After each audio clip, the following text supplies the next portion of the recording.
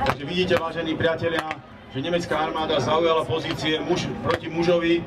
Samozrejme, v konečnom dôsledku je veľký rozdiel motivácia a druhá vec, čo je technická prevaha. Myslím si, že teraz práve ste videli výstrel z kanóna ZIS-3, ktorý pozície nemecké ostreluje. A samozrejme výstrely z kanónov 85 mm. A MG42 bolo nazývané Hitlerov Zips, pretože keď ste počúvali jeho kadenciu z veľkej diaľky, tak sa zdalo, ako by strieľali, keď ste počuli jeho kadenciu, ako by sa rozopínal Zips. Čiže preto sa to hovorilo tomu MG42 Hitlerov Zips.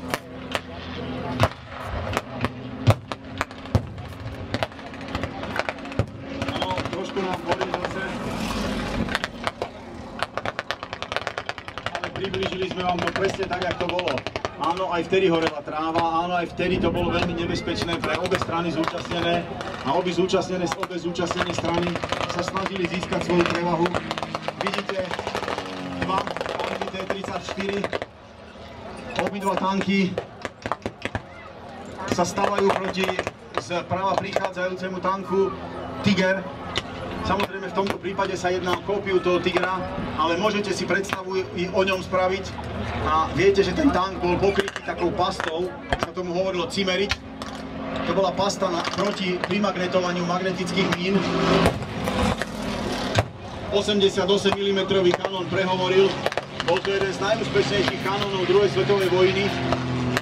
To bol kanón, ktorý bol pôvodne určený protilietadlovo a dostrelil naozaj veľmi vysoko, s tým, že tento kanón bol adaptovaný jednak protitankovo a bol adaptovaný do tanku Tiger. Vidíte, že tank T-34, jeden aj druhý, dostal priamy zásah a vidíte na tých tankoch, že tie tanky horia. Samozrejme, z jedného tanku uniká posádka, druhý tank takisto sa snaží uniknúť, posádka z neho.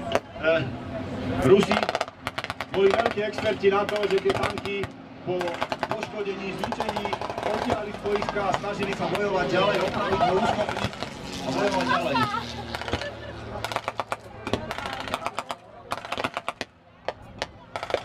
Intenzívna bojová činnosť nám dáva trošku, rozptýluje nás na každú stranu, tak sa môžete pozerať.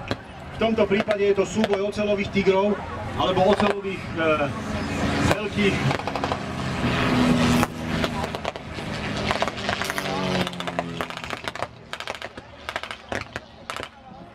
súbor kolosov.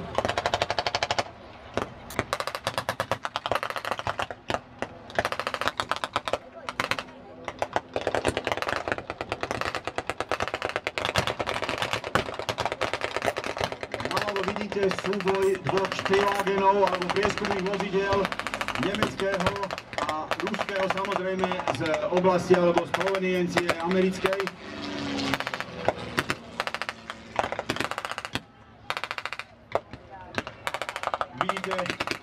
Vojakov nemeckej armády nechcú sa vzdať ani po prehrách, ktoré utrpeli za posledných 5 rokov alebo za posledné 3 roky. Lietadlá sú pripravené sa ľahko nevzdať. Vidíte, aj ruské, aj nemecké lietadlá vzájomne bojujú.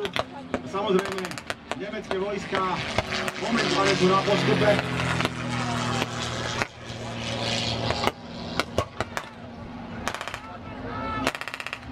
Hakl, pancierovaná kolopásové vozidlo HKL-6 Hakl intenzívne podporuje so svojím MG34 Maschinen Gewehr z 34. roku alebo vzor 34 intenzívne podporuje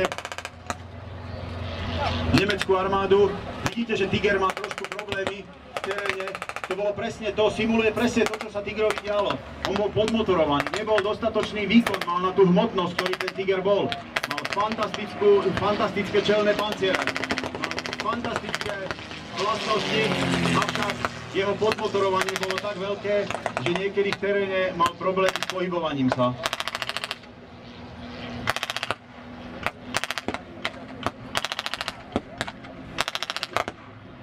Vidíte na tom, lietadla sa nevzdávajú, ruské lietadlo háže bomby a nemecké lietadlo prenasleduje palubnými zbraňami, sa ho snaží zlikvidovať.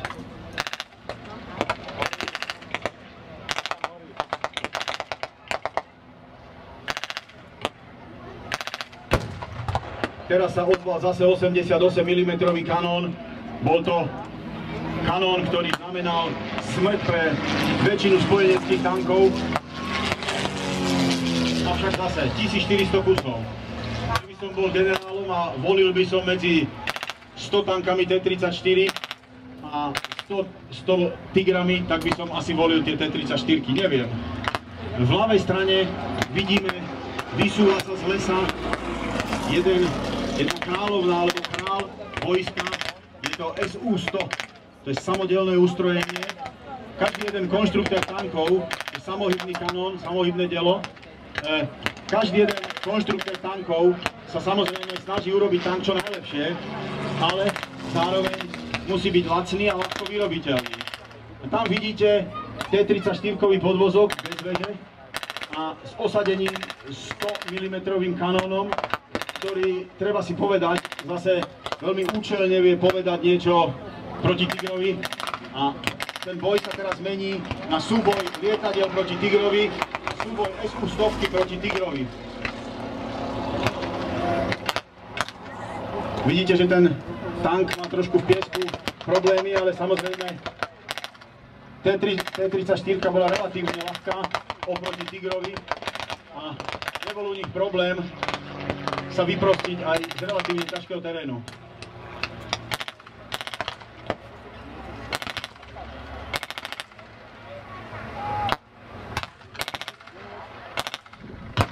Teraz ste počuli 100 mm kanón SU-100.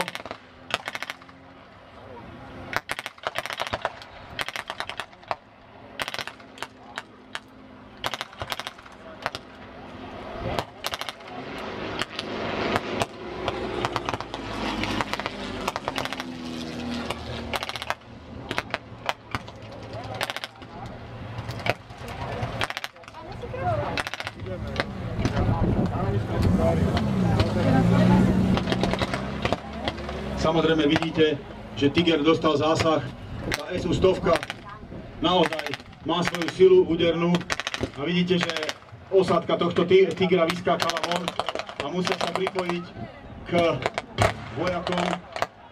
Vidíte, že SU-100 stále likviduje vozidla na vojsku, ale hlavný protivník, ktorý bol Tiger s 88 mm kanónom, je zneškodnený. A myslím si, že tentokrát to pre nich nie je až také nebezpečné, čo sa týka SU-100. Tie panciere sklonené, vidíte, šikmý pancier, veľmi, veľmi dobre vedeli ovládať vojsko.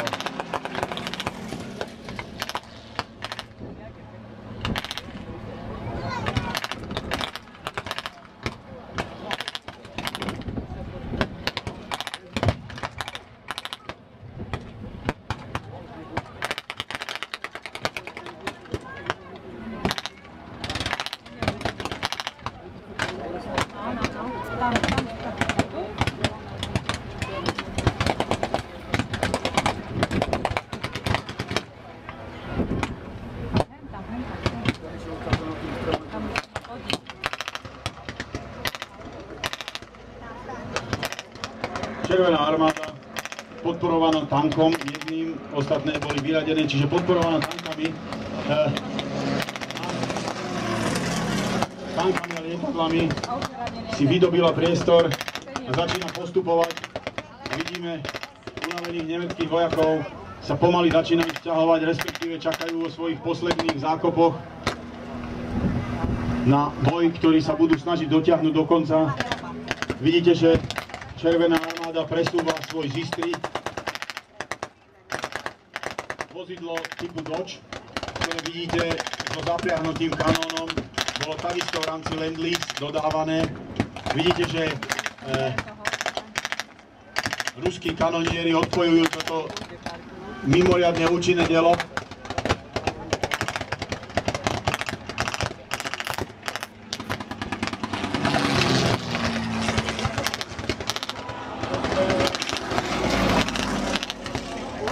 Vidíte na tom, že karta sa obrátila a mohutné tankové jednotky a najmä veľa vojakov, kde tie stavy po vojne sa 10-násobne zvýšili tej Červenej armády a samozrejme nebol problém medzi vojakmi, nebolo problém nasadiť tisícky vojakov na útoky, ktoré normálne by sa vyhrávali len tankami.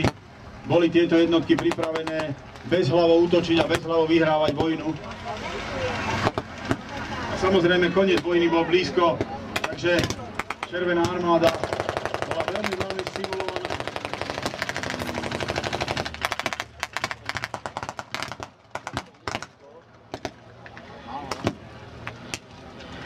Vidíte magnetickú mínu, ktorú práve ruský tankovorník ide odpáliť na vozidle HKL-6.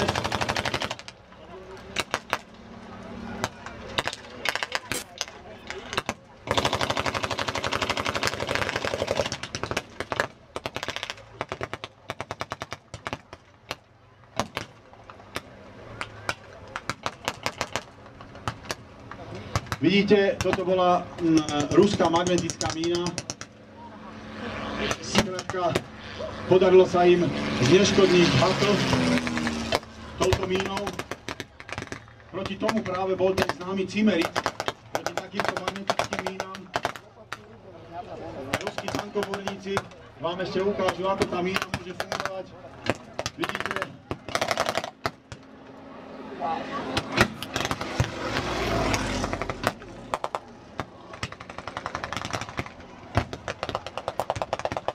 Vidíte, že teraz sa sily obrátili a obrovské množstva Červenej armády a vojakov Červenej armády pacifikujú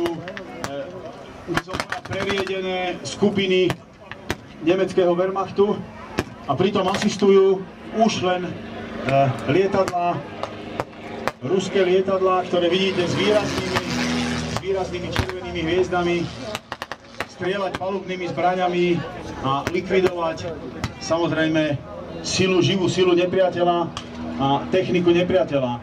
Na tomto boisku vidíte strašnú kopu techniky, naozaj veľa techniky a to je to, čo vám chceme ukázať. Naozaj to tak bolo. Pred 70 rokmi sa takéto boje odohrávali relatívne často a je vidieť, že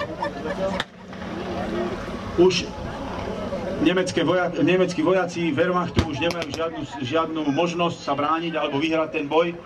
Vidíte na tom, že sa sťahujú smerom. A samozrejme tá nenávisť, to ste videli, ako popravovali zajacov. Treba to chápať tak, že to popravovanie zajacov bola veľmi nepekná skúsenosť alebo nepekný zvyk, ktorý sa veľmi často praktizoval na konci vojny.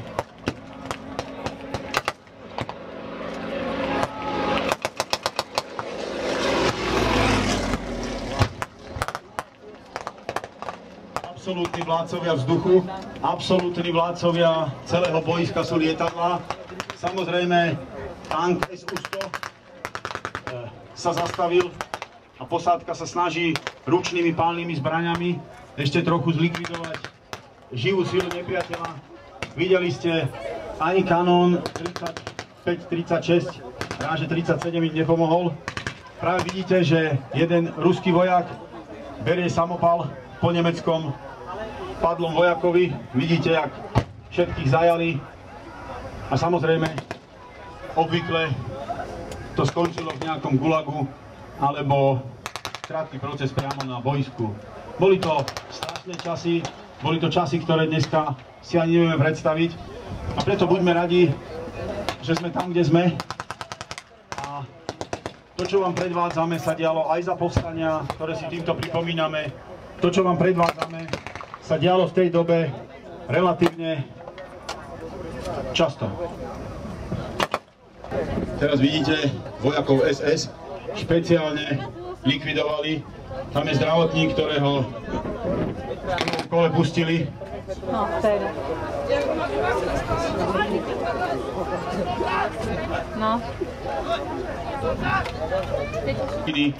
Tak musíte chápať, že ich nenávisť bola veľká. Áno, vážení priatelia, týmto pádom by skončili